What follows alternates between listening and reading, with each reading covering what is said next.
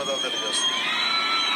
యావత్తు తెలుగు ప్రజానీకానికి, ఆంధ్ర ప్రజానీకానికి, రాష్ట్రానికి ఇలాంటి పరిస్థితుల్లో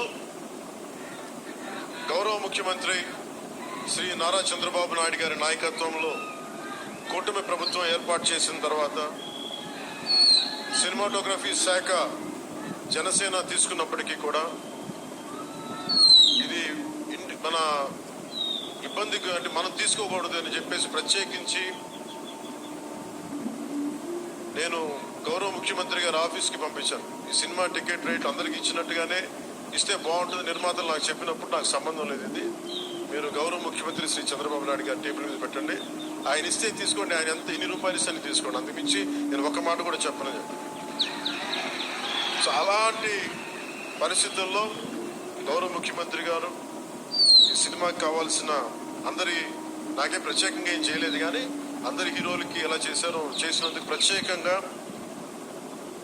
వారి మనస్ఫూర్తిగా మనందరి తరపున, మన అభిమానులందరి తరపున వారికి ఒక్కసారి బలమైన కరతాళ ధ్వనులతోటి కృతజ్ఞతలు తెలియజేశారు. 100 కిలోమీటర్లు ప్రయాణించిన నాయకుడు,